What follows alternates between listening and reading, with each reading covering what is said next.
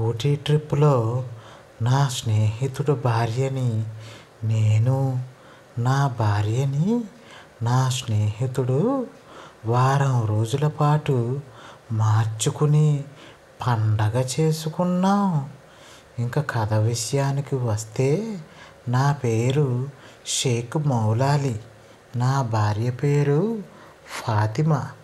మేము వైజాగ్లో ముబారక్ కాలనీ సెంటర్లో 5 సంవత్సరాలుగా ఉంటున్నాం. వృత్తిరీత్యా నేను టైల్స్ బిజినెస్ చేస్తూ ఉంటాను. మాకు 3 మగపిల్లలు.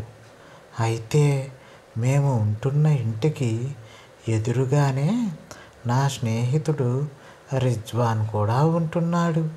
రిజ్వాను నాకు చిన్ననాటి నుండి స్నేహితుడు. కలిసి తిరిగాం, కలిసి పెరిగాం. ఏ తుంటరి పని చేసినా మా ఇద్దరం కలిసే చేసేవాళ్ళం. స్కూళ్ళు, కాలేజీలు ఎగ్గొట్టి సినిమాలకు, షికార్లకు బయటికి ఎక్కువగా ఇద్దరమే కలిసి వెళ్ళేవాళ్ళం. అలా మా ఇద్దరికి కొన్ని సంవత్సరాల తర్వాత పెద్దవాళ్ళు పెళ్ళిళ్ళు చేశారు. మేము మా జీవితాల్లో బాగా స్థిరపడ్డాం.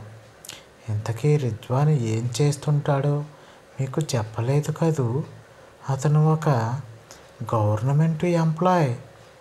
ఇంకా అసలు విషయానికి వస్తే, రిజ్వాన్కి పెళ్ళయి ఒక 5 సంవత్సరాలు అవుతుంది.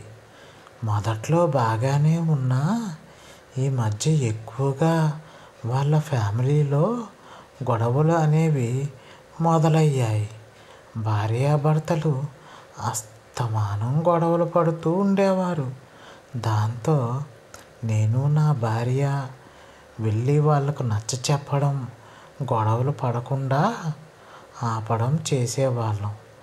అయితే ఇదే తంతు మరలా జరుగుతుండడంతో ఒకరోజు నా భార్య, ఇంకా వీళ్ళు ఇక్కడే ఉంటే ఇలాగే అస్తమానం గొడవ పడుతూ ఉంటారు, వీళ్ళని ప్రశాంతంగా ఒక వారం రోజులు ఎక్కడికైనా అందమైన ప్రదేశానికి పంపించండి అని నాకు చెప్పింది.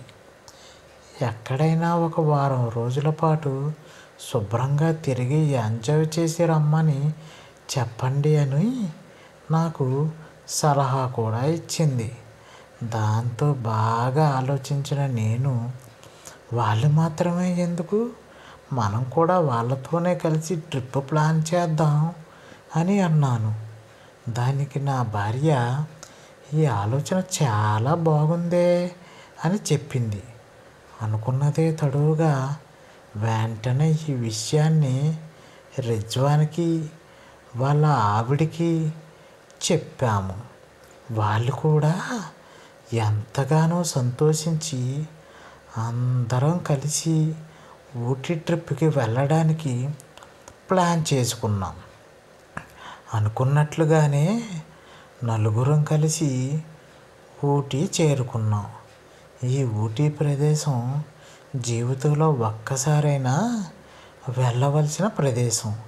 అంత అందంగా ఉంటుంది.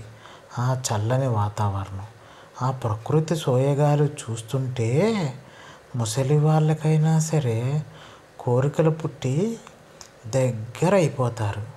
అంత బాగుంటుంది ఆ ప్రదేశం.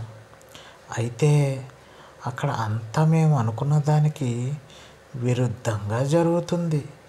ఎందుకంటే రిజ్వాన్ వాళ్ళ ఆవిడ మాత్రం అక్కడికి వచ్చినా కూడా చిన్న చిన్న గొడవలు పడుతూ మాకు మనశ్శాంతి అనేది లేకుండా చేస్తున్నారు.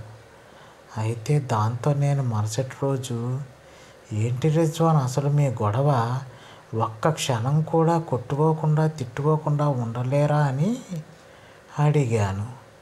దానికి రిజ్వాను, నేను లేనప్పుడే దానికి నా విలువ తెలుస్తుంది అంటూ బదులిచ్చాడు.